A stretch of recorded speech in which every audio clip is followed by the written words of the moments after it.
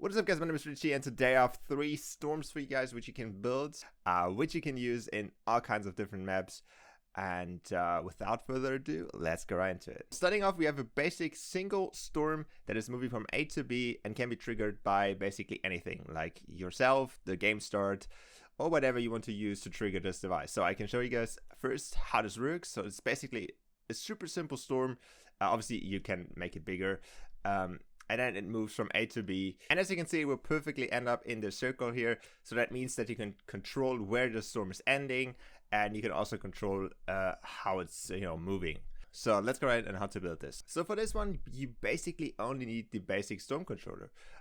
This one is the first one that got released, and it's the most basic one. And it also functions by itself. And it can also only make one storm, which is obviously what we're trying to do here. So let's get into the settings. The settings that you want to have: generate storm on game start. Obviously, depending on what kind of stuff you want to do, you can leave that on yes or no. It's obviously full choice on you.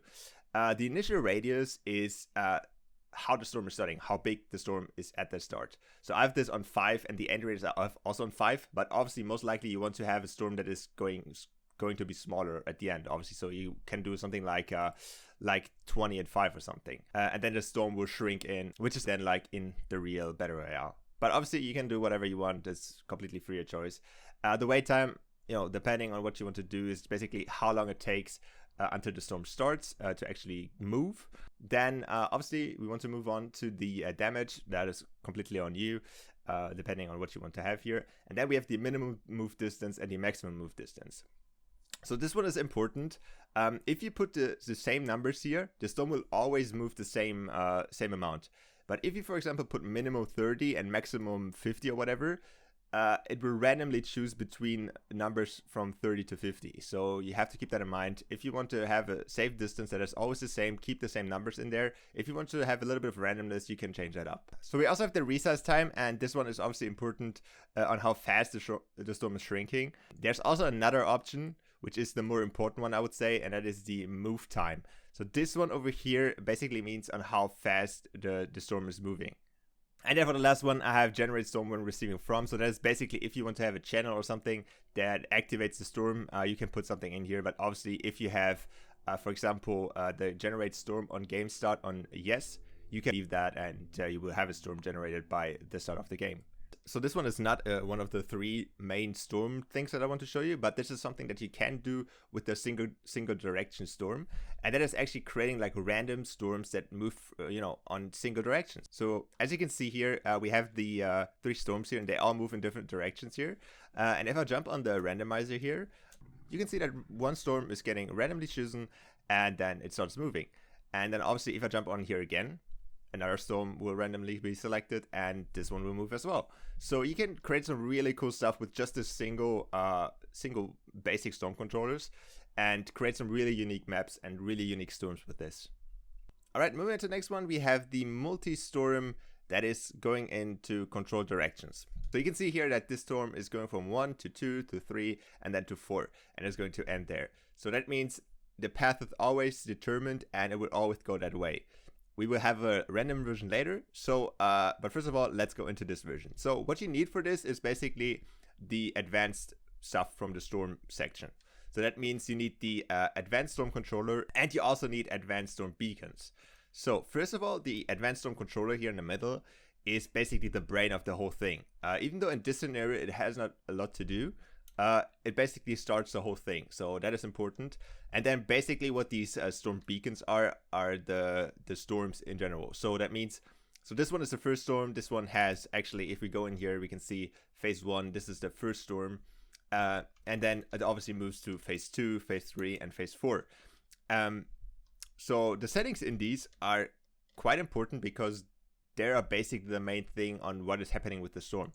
So if we go in here, you can see that you don't have to do a lot. It is basically the same thing as with the basic storm controller earlier. But obviously important here that you set up the right phases so they move to the right directions. And then the same thing, that is basic storm stuff, that is all on you. Important is if you want to have a controlled storm that is going from A to B to C or whatever, you have to have move to beacon on. So that means that these beacons will move to each other.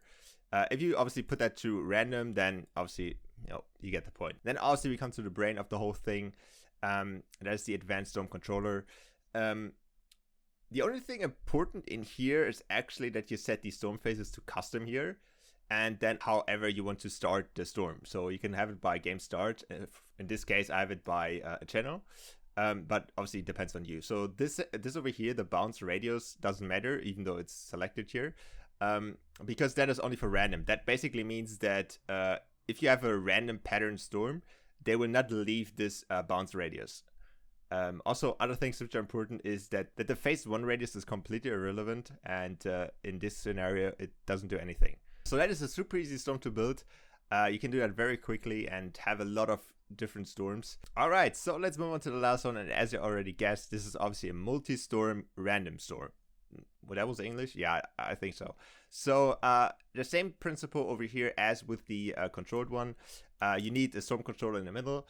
On this one also we have custom here, so you can have actually set this to like default, and that will basically create I think a 10 phase storm from the Battle Royale island. I would not recommend this because it is a mess to mess around with on your island, and especially if you have like different areas where you want the storm to be or not to be, it could be completely a mess to make this. So always have it on customs or on custom. And then things that are important here now are the bounce radius. So this basically means in which area the storm will be randomly generated. So if you keep that to 30, you can see that here I have this pink line here. In that area, the storm will only be. So obviously the storm will not be perfectly on this edge. It will sometimes like go a little bit out, but it will not fully move over this line. So this is basically the area where the storm is going to happen. And then also, as with the other one, you need the storm beacons here. So for the storm beacons, it is important now that you obviously set the movement behavior to random. And obviously the rest is obviously your choice. So the one thing which is important for this one is basically that the phase 1 here gets completely ignored by the whole thing. So I could technically delete that and it would not do anything. So you can see here that the end radius is 5 meters. And in this one over here, we have the end radius 20 meters, I think. And this is the phase 2. And if I now start the whole thing, you can actually see that this one is actually moving to a 20 meter end radius and not to the 5 meter from the first one over here. So that is something you obviously should keep in mind, that the first phase is kind of getting ignored. I'm not sure if that is a bug, because technically it should not. But you can see it now is moving randomly inside of the circle. It also is moving a little bit outside of the circle, as you can see. That's what I just meant. It's not perfectly always inside of here, but it's like kind of around this area. And obviously one thing which is now important is the move min and max distance. Obviously, as the name already says, this is going to be how far the storm is moving inside of the radius, and obviously common sense. And then obviously the other things are the same thing as with the other storms. And it's obviously going the same way as with the other one. It's going 1, 2, 3, 4, 5, and whatsoever. And that is basically how you can create 3 super nice storms that are super useful in different scenarios.